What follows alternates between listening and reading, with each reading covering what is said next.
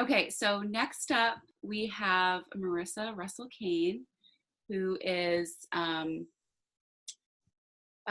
sorry, my computer was freaking out. Marisa Russell Cain, who's also a co-president of National Council with Blair. She graduated from Hofstra University in 2016 with a degree in journalism, and she's currently in Washington, D.C. as a social media strategist. So, Marisa, is there anything I missed? Do you want to introduce yourself? Well, not totally. I have my master's in PR from Syracuse. So I did that, I think it's been about a year and a half, which time flies. But yeah, I'm here in Washington, D.C., and hopefully you cannot hear the crazy leaf blowing noise outside. I'm really sorry if you can. Everyone's raking their leaves for the fall. Wow, miss those. But I think that's all. That's me in a nutshell. Yeah. So when did you move to Washington, D.C.? So I moved back to Baltimore. I'm originally was born and raised just north of Baltimore in 2016 after I graduated, despite my persistence not to move back home. That was in fact actually what happened, and now what I call the best decision I really ever made. But I moved to DC, closer to DC. I live just outside DC in the Maryland suburbs. Probably it's been about 2.5 years. And so I commuted back and forth for a little while to Baltimore, and then made the decision to ultimately move to my job to DC. So I've been in my job now for about a year. Nice. And so you majored in journalism. How did you go from journalism to doing social media strategy? And would you consider those from your perspective and what you do to kind of be within the same vein? Yeah, I mean, I absolutely consider them to be very much well interconnected. So when I started my undergrad, I was very determined to study journalism. I'm very much a hard-headed person in the best way, I think at least. And so when I told my dad I wanted to study journalism, he was like, oh, okay, we'll see like what you graduate with in 4 years. And I was like, no, I'm like not going to change my mind, because I was just determined to stay on that track. But as I sort of continued through my internship career and my time in undergrad, of course my dog is going to interrupt me, but as I continued through undergrad, I kind of wasn't loving the idea of traditional journalism. So I did a couple of different internships. I interned at a TV station, I interned at a magazine, and then I fell into an agency, a really tiny agency in New York. And the bulk of my work for them was managing their social and outreach strategy. And I just fell in love with it. Part of that was because they really allowed me to take the strategy and kind of own it and run with it, which is really rare as an intern. I think it was a sophomore in college, and I was like managing this entire company's marketing strategy. And then the other half of me just loved I loved the analytics behind it and really getting an understanding of what worked and what didn't work. So I went back and forth a lot. I did some very general communications internships. I interned in social media at CNN. So I tried to like merge the two, and I hated that. I mean, I loved it. It was great, but it just wasn't for me. And so I wasn't 100% sure what I wanted to do, but ultimately I stuck with journalism as undergrad because for me, always I've loved writing and I've loved storytelling. And I think that no matter what you do, those skills are really invaluable. And I wanted to make sure that as a social expert, I was still telling the story of whatever brand, company, or person I was representing. So when I went into my first job, it was actually funny. They asked me the same thing, like, how did you go from social to the job before this, I was managing, or journalism to social. I was managing social for university, which is like very niche and very rare. They were like, but why here? Like, why not go to the Baltimore Sun? And I was like, just because I learned journalism and reporting skills doesn't mean that those are not for good. So I spent my first 2 years working at Hopkins, interviewing students every day, transcribing interviews and turning them into Instagram stories or Instagram posts or tweets or Facebook copy. And it was just amazing. Like, people were like, wow, we didn't really think like to do that before. So I think coming at it from a different lens was really important. And then I decided ultimately to go back to school for PR because I wanted a little bit more of the social training aspect. And plot twist, I work in advertising now, so it's kind of all come full circle. But I think communications is so intertwined, and today more than ever, having like a full circle marketing strategy is critical. And so I do a lot of writing, I do a lot of interviewing, I do a lot of PR work, even though my full title is social strategist. So they're all related and all very helpful, I found. And so what is your day-to-day kind of like with your position now?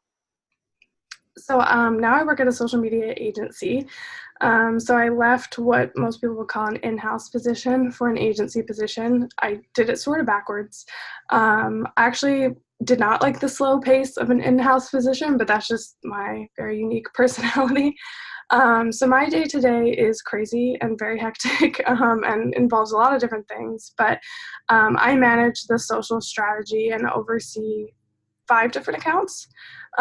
So everything from like really tiny accounts where we manage one platform to accounts where we basically serve as an extension of the client's team. So our agency manages mostly travel and tourism clients. I manage everything from social marketing for an entire country to a cruise line. So it's very, it kind of differs a lot. But I spend a lot of time copywriting. People think like, some people think, as you move up, you will get above things like copywriting. And I always say no one is above copywriting and community management. So I spend a lot of my day sometimes answering Instagram DMs and telling people, how they can find the cruise that they're looking for or whatever it may be. So kind of the whole gamut. Lately it's been a lot of full year 2020 planning. So there's that as well. But that's really what I love about my job is that some weeks are very strategic and some weeks are very in the weeds, but I never leave anything. I get to have my hands in pretty much everything. Yeah, it's interesting how, just what you're saying is kind of making me think about how easy it is to access corporations now and big brands, and having Instagram and social media become something that's not just social anymore, but it's professional and it's a corporation, but it has the access of something that's so intimate and personal and easy. I think that's really interesting that you're kind of like the front desk of the social media world. Yeah, I laugh sometimes because I feel like I am off in Google. Right. I'm like, somebody's like, how do I apply for a job here? Or, but at the same time, it's a lot of fun. So, it really is managing and fostering a community. And for some clients and brands, it's easier than others, for places where you might have a lot of crises, that's really important. Mm-hmm. Or for instance, coming up on a holiday, like, cool, I have Thursday and Friday off, but like, I will still work. And that's just the nature of, the communications industry. I think things like social media and news and PR don't sleep. Yeah. But I enjoy it. It's definitely, every day is a surprise, which can be stressful, but yeah. Well, what's your favorite part of the industry that you're in? Oh, we just brought in a new person to our office and she keeps asking me that. And I'm like, I don't have a favorite. I love everything. For me, sorry, I didn't get the proper pronunciation of the girl speaking beforehand, but saying just like always, yeah, always learning.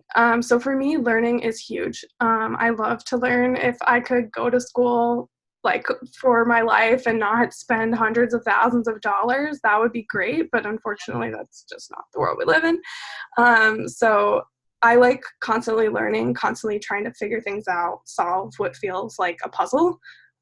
Yesterday I spent 2 hours like deep in a report, like, why is this number not matching this number? And just trying to like understand. So I think that's what I really like about it.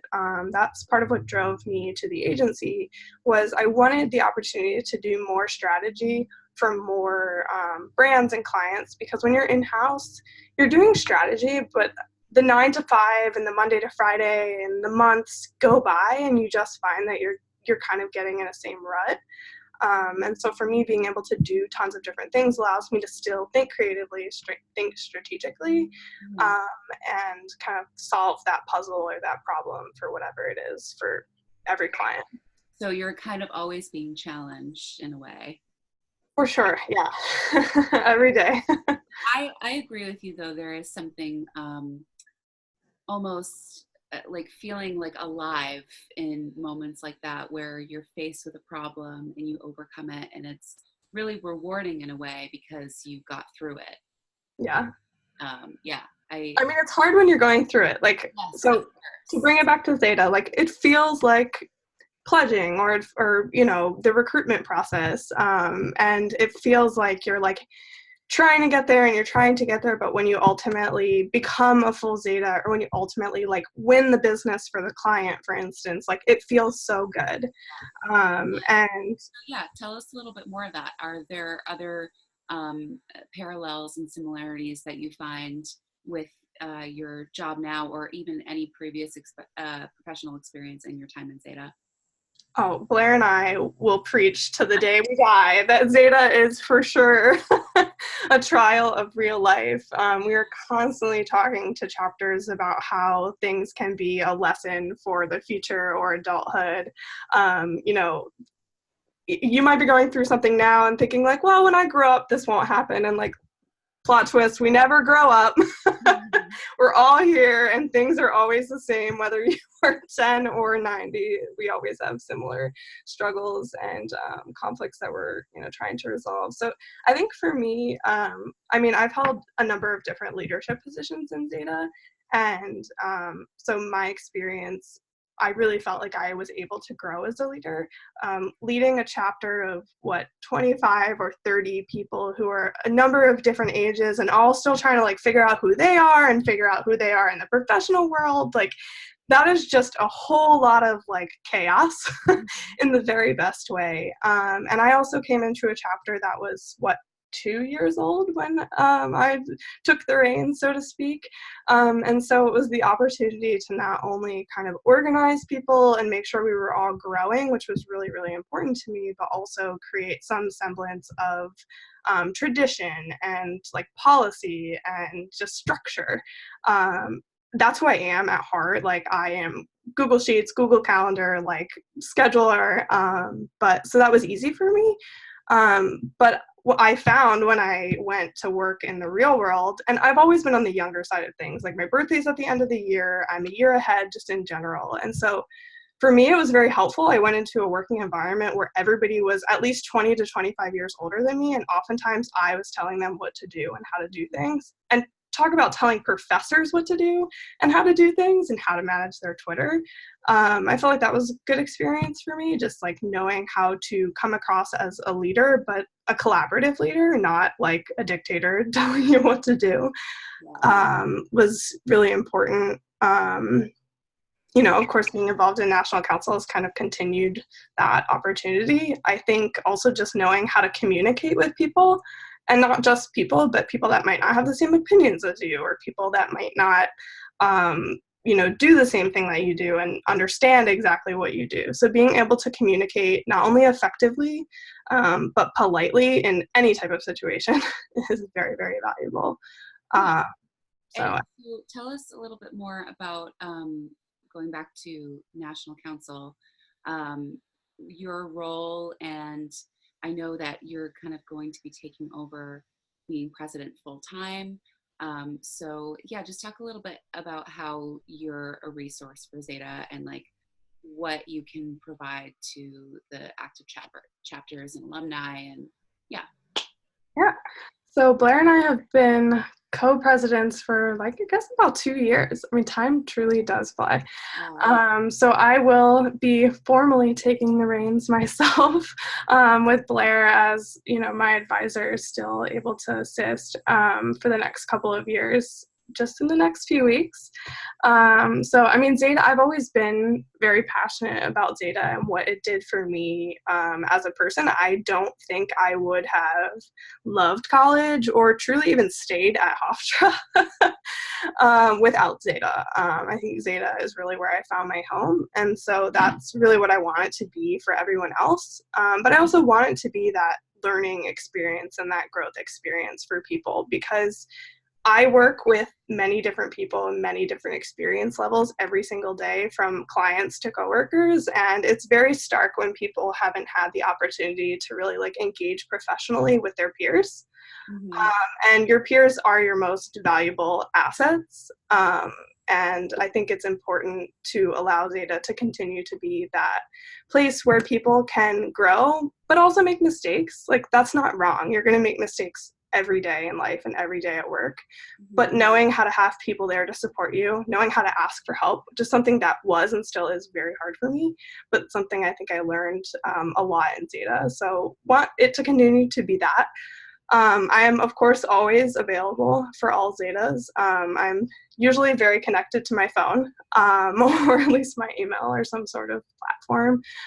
So just Zetas knowing that I'm there for them, not only on a personal level, but on a chapter-to-chapter level, or being able to connect alumni. Bree, as you mentioned, I think professional chapters are very much have been and still will continue to be on our agenda, so to speak. I want to make sure that we're not only giving Zetas a place to grow within school, but like you need to continue to learn and grow as a professional and an adult. And also it's cool to have adult friends. Adult friends are hard to make, so like let's make it easier for Zetas to be able to be friends around the country. So I think continuing to grow that network, and of course trying to expand Zeta to other places. It's an organization that not enough people know exist, but I think the more that we can give colleges that as a resource, it'll be very valuable. And just to wrap up, what is one positive memory from your experience in Zeta that you think of? So, I mean, the number one thing that comes back to me is the national convention. As crazy as in full circle as it sounds. So, gosh, I mean, we were there together, Brie. What was that, like 4 years? It would have been 4 years ago.